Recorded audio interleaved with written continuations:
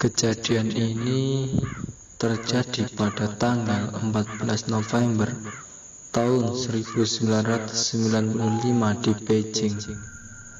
Saat itu bus bernomor 375 yang merupakan bus terakhir ke terminal Xiangshan berangkat dari terminal Yuanming pada malam hari, dikendarai oleh seorang supir lelaki dewasa dan seorang kondektur perempuan dewasa.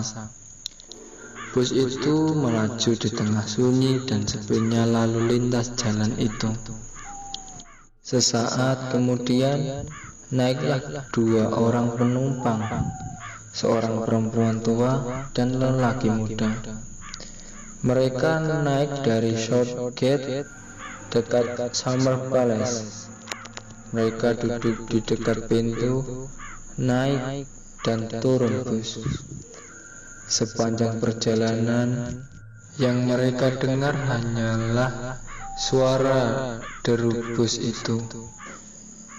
Karena jalan memang sangat sepi, belum lagi angin dingin menghembus agak kencang, membuat mereka semakin malas untuk banyak memperhatikan keadaan sekitar. Di halte berikutnya, bus tersebut berhenti untuk menaikkan penumpang lainnya. Sang kondektur melihat ada 3 orang lelaki tua melambaikan tangannya. Bus pun berhenti dan naiklah 3 lelaki itu. 3 lelaki itu menggunakan pakaian Cina tradisional, layaknya pakaian dari zaman dinasti Ming.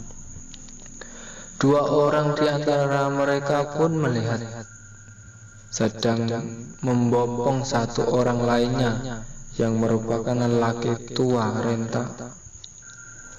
Ketiga orang itu melihat nampak lesu dan pucat. Melihat keadaan 3 penumpang terakhir itu, penumpang lainnya menjadi agak gusar, bahkan ketakutan. Bagaimana tidak, pakaian yang mereka gunakan nampak mencurigakan dan terkesan horor. Namun, si kondektur bus itu kemudian menenangkan para penumpang.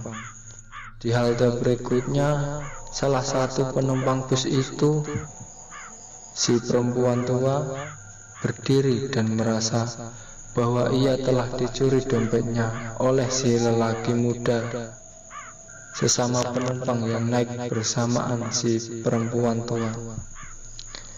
Mereka pun akhirnya terlibat cekcok.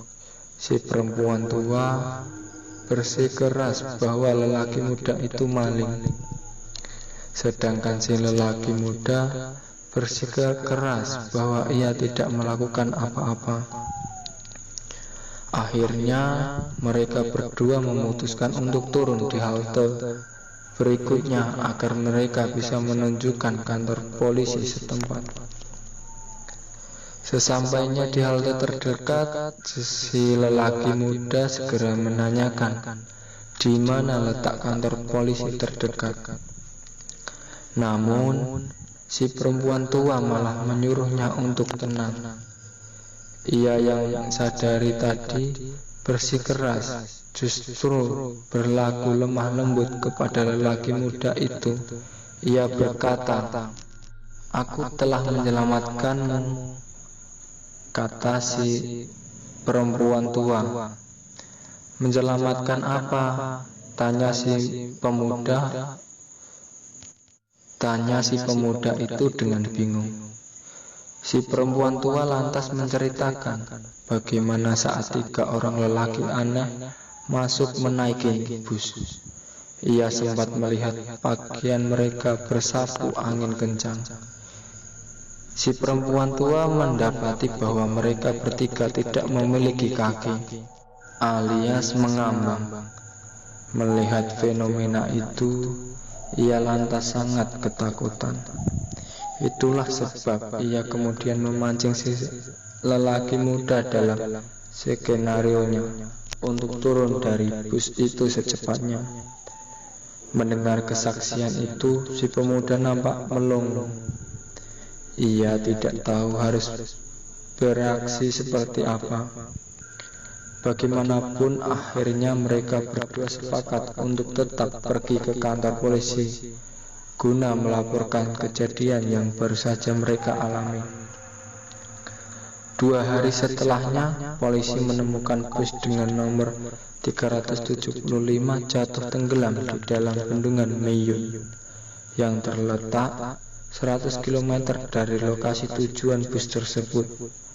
Polisi juga menemukan 3 orang mayat di dalamnya yang telah membusuk.